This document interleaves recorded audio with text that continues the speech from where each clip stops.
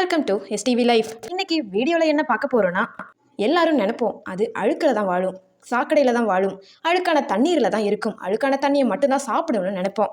ஆனால் மனிதனுக்கு ஈக்குவலாக அவங்களோட நட்பையும் சரி அவங்களுடைய கவலையும் புரிஞ்சு கொள்ளக்கூடிய ஒரே உயிரினத்தை பற்றி தான் பார்க்க போகிறோம். அந்த உயிரினம் என்னன்னா எருமை மாடு பற்றி தான் பார்க்க போகிறோம். பல வீடுகளில் எருமை மாடை வளர்ப்பாங்க. அது அவங்களுக்கும் அந்த எருமை மாடுக்கும் உள்ள நட்புறவு அவங்களுக்கு தெரியும். அதை பற்றின வீடியோவை இன்னைக்கு பார்க்கலாம். அதுக்கு முன்னாடி எருமை மாடு பற்றின உங்களுடைய அபிப்பிராயத்தை கமெண்ட்ல சொல்லிருங்க. வாங்க வீடியோக்குள்ள போலாம். எருமை மாடை நீர் எருமைன்னு சொல்றோம். எருமை மாடு என்பது பாலூட்டிகள்ல ஒன்று. மேக்சிமம் எருமை மாடுகளை வீடுகள்ல தான் வளர்க்கப்படுது. எருமை மாடுகளோட பிறப்பிடம் நம்ம இந்திய நாடுதான். எருமை மாடுகள் பெரும்பாலும் அதனுடைய பாலுக்காகவும் உழவோட்டுறதுக்கு போக்குவரத்துக்கு அதனுடைய இறப்புக்கு அப்புறம் அதனுடைய எலும்புகள் தோள்கள் அதனுடைய தசை பகுதிகள் முதற்கொண்டு யூஸ்ஃபுல்லா தான் இருக்கு. இன்னொரு இன்ட்ரெஸ்டிங் ஃபேக்ட் சொல்லணும்னா, எருமை மாடுகள் என்பது மற்ற உயிரினத்தை போல கிடையாது. ரொம்பவும் சென்சிட்டிவான கேரக்டர் உள்ள விலங்குன்னு சொல்லலாம். எருமை மாடுகள் பெரும்பாலும் சின்ன விஷயத்த சின்னதா எடை போடாம பெரிய விஷயமா நினைச்சு சீக்கிரமா டிப்ரெஷன் ஆகிடும்னு சொல்லப்படுது. அது மட்டும் இல்லாம மக்களோட மனிதர்களோட ஈஸியா பழகக்கூடிய விலங்குன்னு சொல்லப்படுது. பெரும்பாலும் பெண் எருமை மாடுகளை காரான், மைடம், கவரினும் சொல்லப்படுது. ஆண் எருமை மாடுகளை பகடு, கடா, ஆமா, கவயம்னும் சொல்லப்படுது. எருமை பால்ங்கிறது மற்ற உயிரின பால் சத்துக்களை விட அதிகமாகவே இருக்கு. இம்யூனோகுளோபின், கொழுப்பு சத்துக்கள் எல்லாமே அதிகமாகவே இருக்கு. இன்னொரு இன்ட்ரெஸ்டிங் ஃபேக்ட் சொல்லணும்னா, எருமைகள் முதல் 2, 3வது கன்றுகளை தாண்டி 4வது கன்று ஈனும் பொழுது அதனுடைய பால் உற்பத்திங்கிறது அதிகமாகவே இருக்கும்னு சொல்லப்படுது.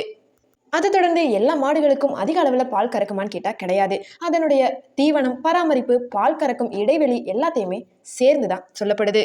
அது மட்டும் இல்லாமல் அதனுடைய நோய் தாக்கம் எந்த அளவுக்கு அக்செப்ட் பண்ணுற மாதிரி இருக்கோ அதையும் சார்ந்ததாகவே கூறப்படுது. எருமை மாடுகளோட தோல் பகுதி என்னதான் கடினமா இருந்தாலுமே எருமை மாடுகளால ஒரு குறிப்பிட்ட அளவுக்கு மேல வெயிலையோ பனியையோ தாங்கிக் கொள்ள முடியாதுன்னு தான் சொல்லணும். இன்னும் ஒரு இன்ட்ரெஸ்டிங் ஃபேக்டா சொல்லணும்னா, எருமை மாடுகள் பெரும்பாலும் சுற்றுச்சூழல்ல மாற்றத்தை பொறுத்து தான் அதனுடைய பால் கறக்கிறதோ அதனுடைய கேரக்டரோ மாறுபடும். அதாவது எருமை மாடுகள் பயந்தாலோ, அதுக்கு ஏதாவது ஒரு வலி ஏற்பட்டாலோ, மன அழுத்தம் ஏற்பட்டாலோ அவற்றினுடைய பால் சுரப்புங்கிறது குறையறதுக்கு வாய்ப்பு இருக்குன்னு சொல்லப்படுது. நான் சொன்ன சூழ்நிலைகளுக்கு பொதுவா சொல்லணும்னா, அட்ரினலின்கிற ஹார்மோன்கிறது சுரக்குது. அது இரத்த நாளங்களை சுருங்க செய்து பால் மடிக்கு செல்லக்கூடிய ஆக்சிஜனோட அளவை குறைக்குது. அதனாலேயே எருமை மாடுகளை ஒரு குழந்தை மாதிரி பார்த்துக்கணும்னு சொல்லப்படுது. என்னதான் எருமை மாடுகளுக்கு அதனுடைய ஸ்கின்ஸ் எவ்வளவு ஹார்டாக இருந்தாலுமே ஈஸியாக பாக்டீரியா சண்டிருமாம். ஸோ எருமை மாடுகளை கிளீனாக வச்சுக்கிறது ரொம்பவும் அவசியம். எருமை மாடுகளை பற்றின இன்னொரு இன்ட்ரெஸ்டிங் ஃபேக்டாக சொல்லணும்னா, எருமை மாடுகள் 2 வகைகளாக பிரிக்கப்படுது. ஒன்று இந்திய நீர் எருமை, இன்னொன்று சைனாவோட நீர்க்காட்டு எருமைன்னு சொல்லப்படுது.